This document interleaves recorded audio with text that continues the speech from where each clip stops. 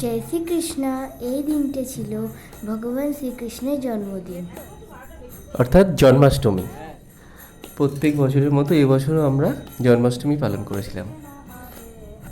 তো প্রথমেই আমি গোবিন্দকে আর আমার গোপালকে অভিষেক করছিলাম। ঠাম্মা আমাকে পাশ থেকে গাইড করছিল অভিষেক করার ব্যাপারে।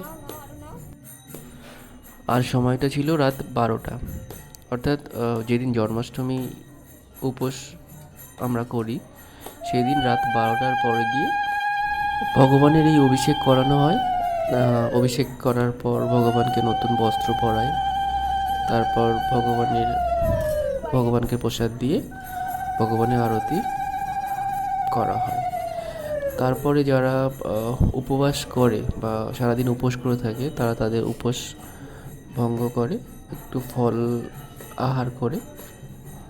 আর দেখছেন আপনারা যে আমার বাড়ির গোপালকে আমারই বাড়ির গোপাল অভিষেক করা সম্পূর্ণ করলো।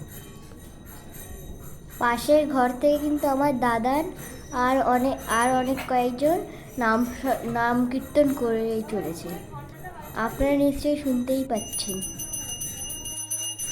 আর এই নাম সংকীর্তন চলছে সন্ধ্যাবেলা থেকে, অর্থাৎ এই নয় যে এখন শুরু হয়েছে, সন্ধ্যা থেকেই চলছে কন্টিনিউ এই নাম সংকীর্তন। আর এই ঘরে আরতির পালা চলছে। এটার পরে ভগবানকে প্রসাদ নিবেদন করা হবে। তারপর যারা উপোস করেছিল তারা উপোস ভঙ্গ করে রাত্রিবেলার মতো কাজ সম্পন্ন। তো এর পরের দিন সকালবেলা কী হবে? সকালবেলা যে উৎসবটা হয় সেই উৎসবটার নাম নন্দ উৎসব। ওই দিন খিচুড়ি প্রসাদ করে সবাইকে প্রসাদ দেওয়া হয়।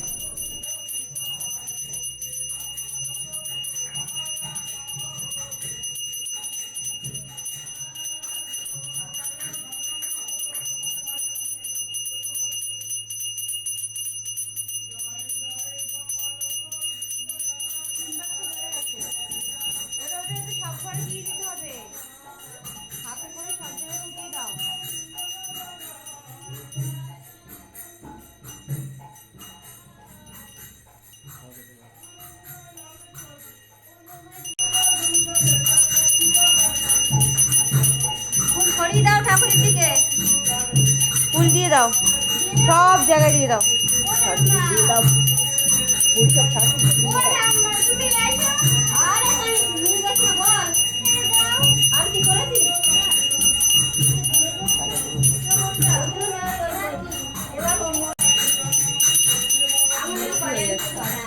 বাবার বিরক্তি হবে না।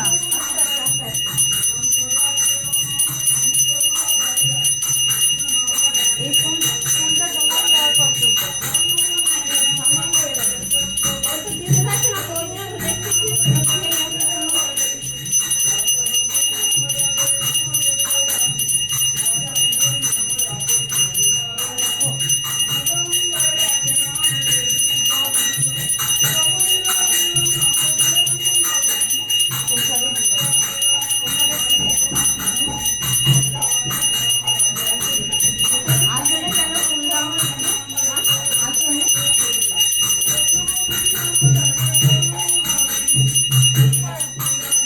ধরো, হাতেটা ধরো।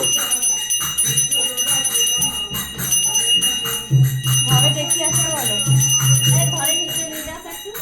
সবার দিকে দাও বাবাই, ওটা ওরকম করে না, আগে সবার দিকে দিতে হয় তো।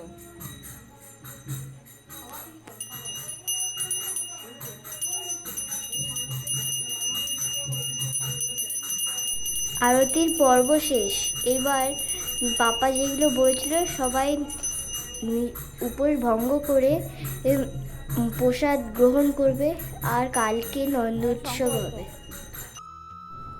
এখন যেটা আপনারা দেখছেন এটা হচ্ছে পরের দিন সকালবেলার ছবি, মানে নন্দ উৎসব।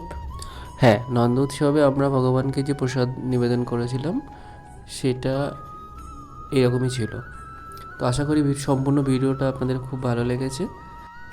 Always stay healthy and safe. Thank you for watching. জয় শ্রীকৃষ্ণ।